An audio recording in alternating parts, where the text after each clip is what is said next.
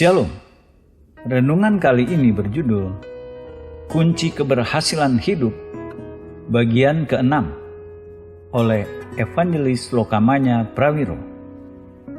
Bukan hanya kita harus memiliki sikap benar terhadap Allah, namun kita juga harus memiliki sikap benar terhadap dunia. Dunia ini bukan rumah kita.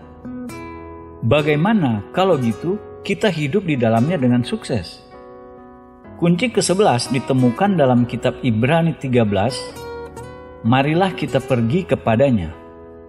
Itu jugalah sebabnya Yesus telah menderita di luar pintu gerbang untuk menguduskan umatnya dengan darahnya sendiri. Karena itu marilah kita pergi kepadanya di luar perkemahan dan menanggung kehinaannya. Sebab di sini kita tidak mempunyai tempat tinggal yang tetap. Kita mencari kota yang akan datang. Ibrani 13 ayat 12-14. Kunci ke-11 ini berurusan dengan sikap kita dan hubungan kita dengan dunia sekarang. Inti ayat ini mengatakan pada kita bahwa rumah kita bukan dalam dunia ini. Kita memiliki rumah yang bertahan di sini. Dunia menolak Yesus, memaksanya keluar dari kota dan menyalibkannya di luar gerbang. Kitab suci selalu menekankan fakta bahwa penyaliban terjadi di luar tembok kota. Yesus ditolak secara absolut. Ia dikeluarkan dari masyarakat. Dunia tidak menginginkannya. Kita tahu cara dunia memperlakukan Yesus, cepat atau lambat, satu atau lain cara, akan menjadi cara dunia memperlakukan kita sebagai orang-orang percaya. Kita harus bersedia pergi kepadanya ke tempat penyaliban, tempat penolakan dan menanggung kehinaannya.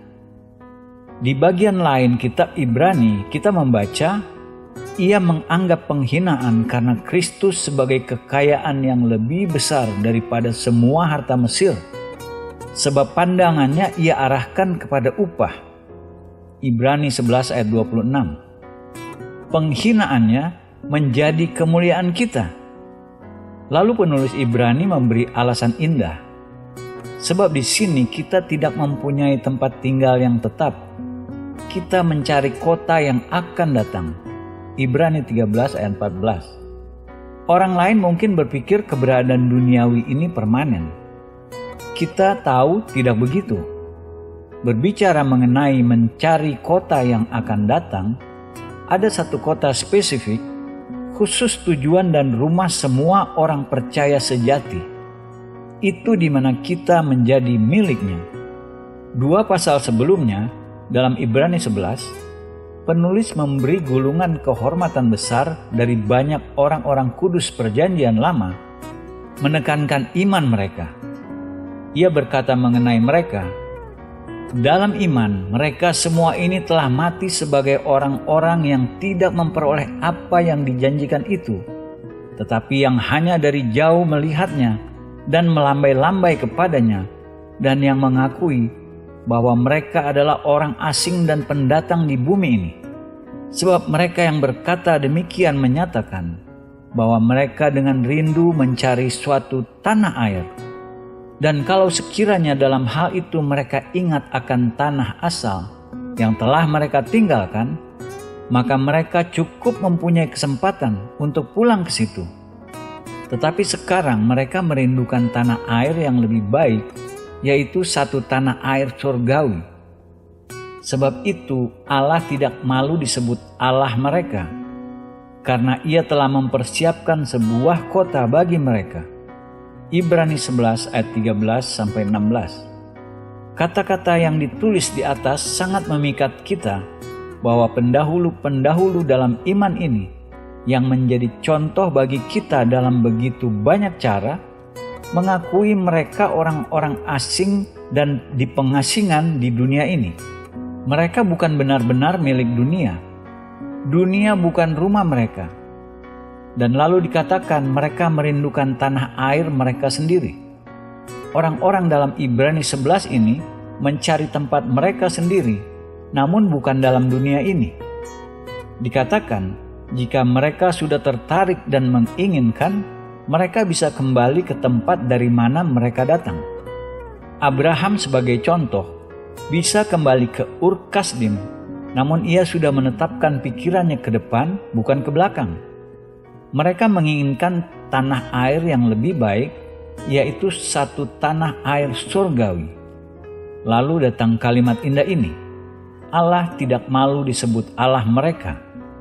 Ketika kita mengidentifikasi diri kita dengan Allah, kotanya dan persiapannya bagi kita, lalu ia bangga menjadi Allah kita. Indah untuk diketahui, ia sudah mempersiapkan kota untuk mereka dan untuk kita. Komitmen pada Yesus mensyaratkan identifikasi dengan salibnya. Kita harus pergi keluar padanya ke tempat di mana ia disalibkan. Komitmen ini padanya menyingkirkan dua hal yang dikejar dalam hidup kita, menyenangkan diri sendiri dan menyenangkan dunia. Mari kita lihat sejenak pada apa yang Perjanjian Baru katakan tentang menyenangkan diri sendiri. Ini kata-kata dari Rasul Paulus. Saudara-saudara, ikutilah teladanku dan perhatikanlah mereka yang hidup sama seperti kami yang menjadi teladanmu. Karena seperti yang telah kerap kali kukatakan kepadamu dan yang kunyatakan pula sekarang sambil menangis, banyak orang yang hidup sebagai seteru salib Kristus. Kesudahan mereka ialah kebinasaan. Tuhan mereka ialah perut mereka. Kemuliaan mereka ialah aib mereka. Pikiran mereka semata-mata tertuju kepada perkara duniawi. Filipi 3 ayat 17-19. Dalam nas ini, jelas Paulus berbicara tentang orang-orang Kristen, namun ia memperingatkan sesama saudara seiman terhadap mereka. Ia berkata, mereka mengaku sebagai pengikut-pengikut Kristus, namun mereka musuh salib Kristus. Mereka memuaskan diri. Pikiran mereka hanya pada hal-hal dunia ini. Prinsip salib, kematian diri dan hal-hal kedagingan tidak pernah diaplikasikan dalam hidup mereka. Mengenai mereka, Paulus berkata, hati-hati, jangan ikuti contoh mereka, karena akhir mereka adalah kehancuran. Hari ini banyak orang dalam gereja yang setia pada Kristus, namun menolak salib Kristus. Identifikasi kita dengan salib Yesus juga menyingkirkan dunia ini. Yakobus menulis kata-kata keras ini dalam suratnya kepada orang-orang percaya. Hai kamu, orang-orang yang tidak setia, tidakkah kamu tahu bahwa persahabatan dengan dunia adalah permusuhan dengan Allah?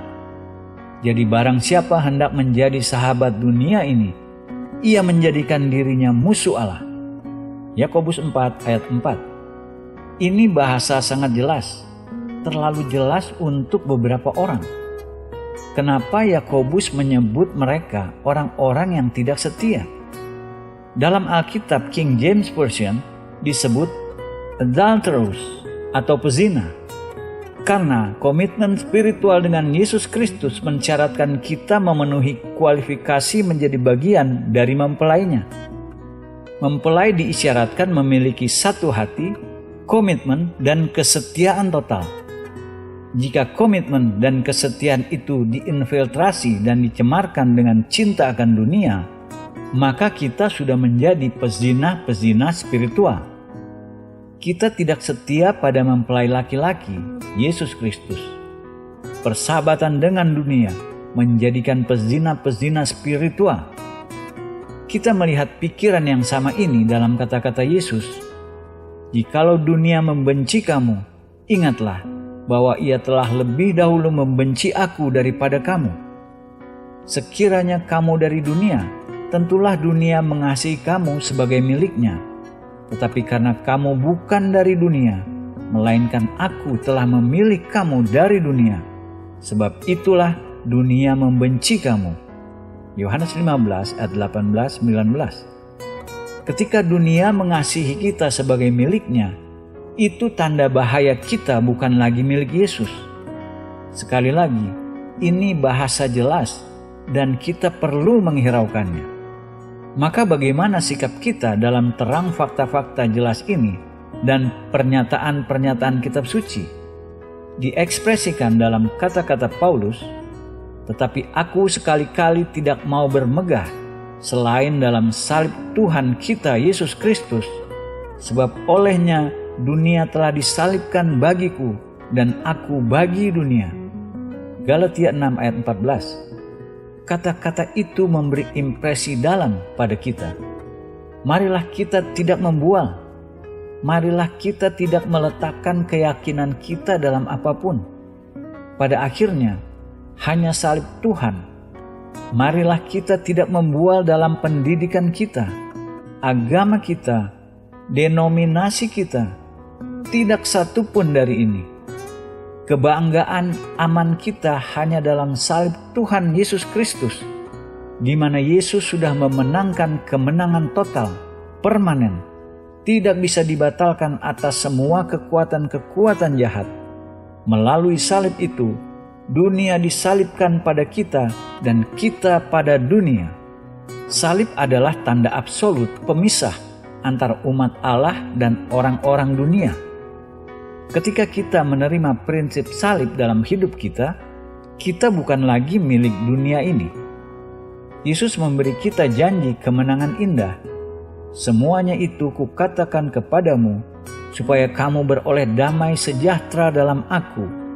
Dalam dunia kamu menderita penganiayaan, tetapi kuatkanlah hatimu, aku telah mengalahkan dunia." Yohanes 16 ayat 33. Bukankah ini kabar baik?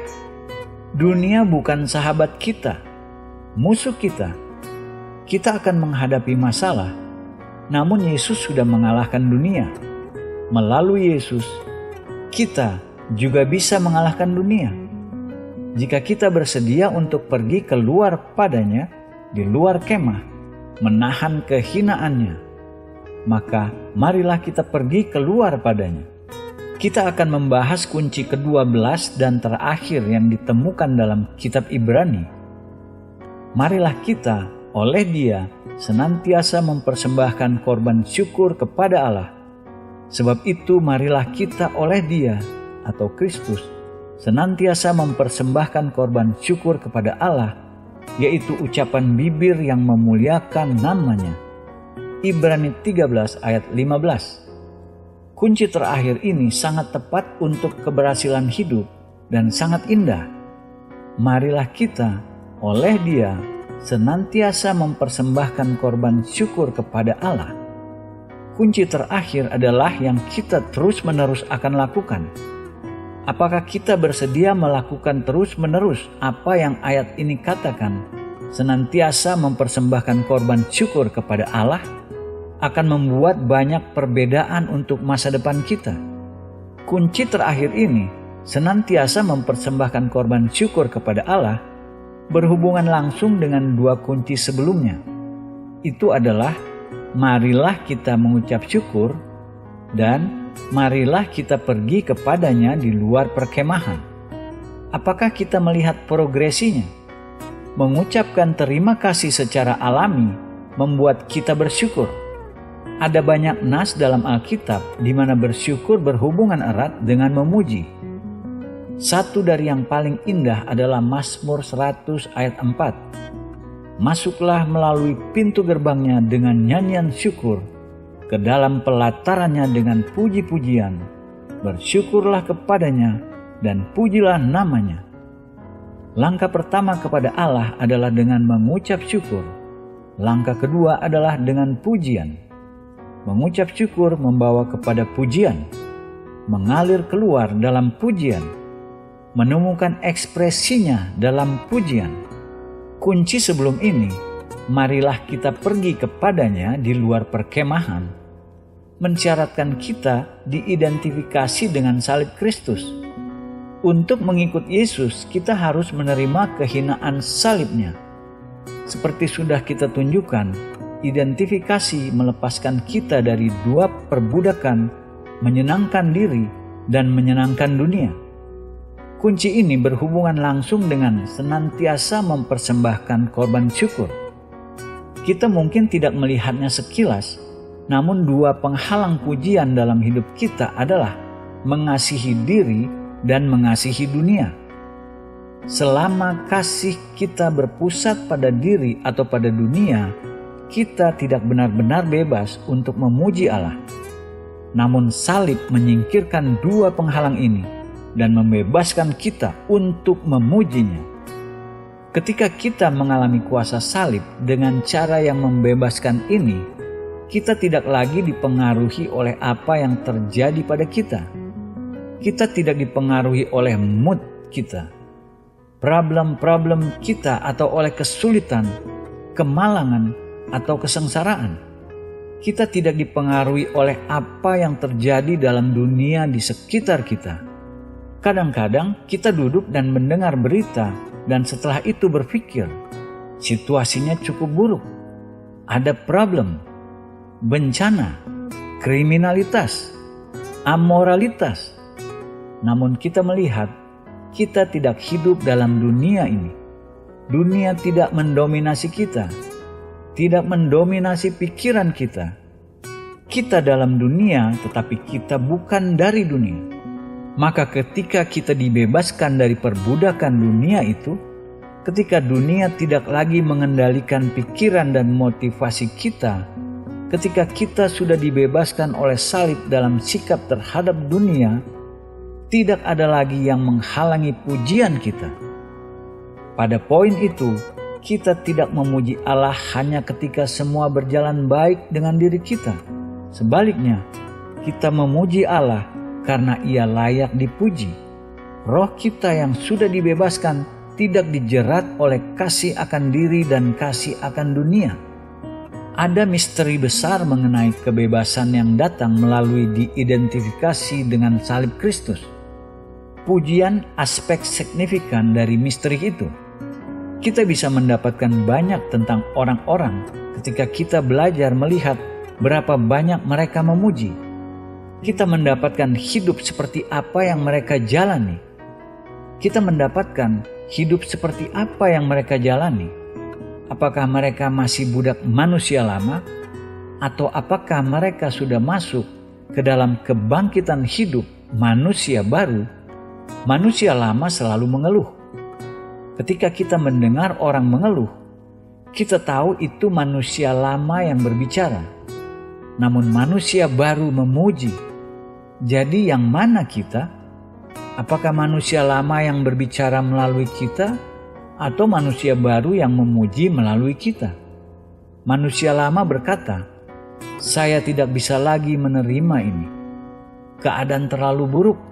Tidak ada orang yang memperlakukan saya dengan benar. Saya tidak tahu apa yang salah dengan dunia." Manusia baru berkata, "Haleluya, puji Tuhan. Saya bebas. Saya anak Allah. Surga rumah saya. Allah mengasihi saya." Yang mana sikap kita? Amsal 18 ayat 21 berkata, "Hidup dan mati dikuasai lidah.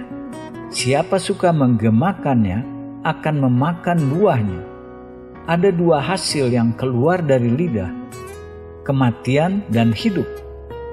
Jika kita mengeluh, jika kita negatif atau berpusat pada diri, lidah kita akan membawa kematian.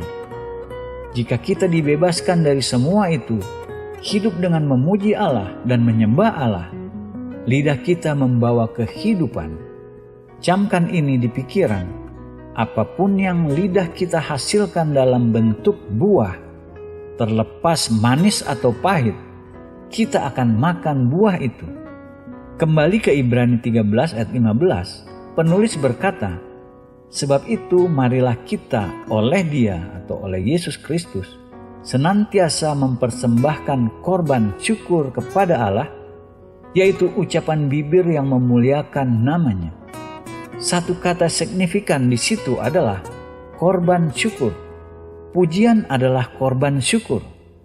Korban syukur, menurut prinsip kitab suci, mensyaratkan kematian. Tidak ada yang dipersembahkan pada Allah yang belum melalui kematian. Jadi kita melihat dari pengertian yang dalam ini korban pujian mensyaratkan kematian manusia lama.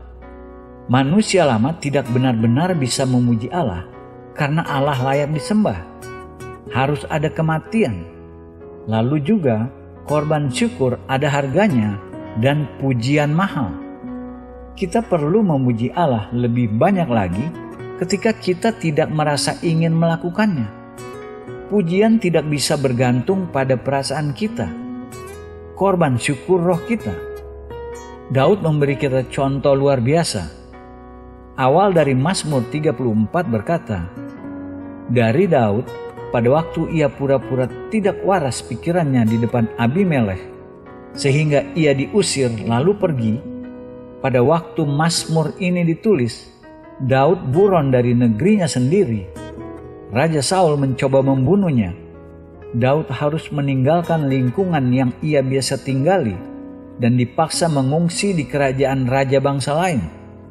Sementara itu, Raja Abimelekh mencurigainya sebagai musuh. Untuk menyelamatkan jiwanya sendiri, Daud harus pura-pura gila. Dikatakan dalam buku sejarah, ia menulis tergesa-gesa di pintu dan ia membasahi janggutnya dengan air liur. Itu situasi dia. Apa reaksi Daud terhadap situasi putus asa ini? Kita membacanya dalam 3 ayat pertama Mazmur ini. Aku hendak memuji Tuhan pada segala waktu, puji-pujian kepadanya tetap di dalam mulutku. Karena Tuhan jiwaku bermegah, biarlah orang-orang yang rendah hati mendengarnya dan bersuka cita. Muliakanlah Tuhan bersama-sama dengan aku. Marilah kita bersama-sama memasyurkan namanya. Mazmur 34 ayat 2-4. Tidakkah itu indah? Langsung di situ, dalam situasi begitu buruk, dengan keselamatan hidupnya tergantung dan malu karena harus pura-pura gila, Daud berkata, aku hendak memuji Tuhan pada segala waktu, puji-pujian kepadanya tetap di dalam mulutku. Itu korban syukur pujian. Mazmur ini juga berkata, biarlah orang-orang yang rendah hati mendengarnya dan bersuka cita. Diikuti dengan, marilah kita bersama-sama memasyurkan namanya. Pujian menular, namun mengeluh menular juga. Jika kita mengeluh, kita akan mendapatkan sesama pengeluh-pengeluh. Namun ketika kita belajar memuji Allah, orang-orang lain akan bergabung dengan kita. Apakah kita bisa mempersembahkan korban syukur kepada Allah terus-menerus? Jika begitu, kita taat pada langkah ke-12 menuju keberhasilan hidup. Marilah kita oleh Dia senantiasa mempersembahkan korban syukur kepada Allah. Amin.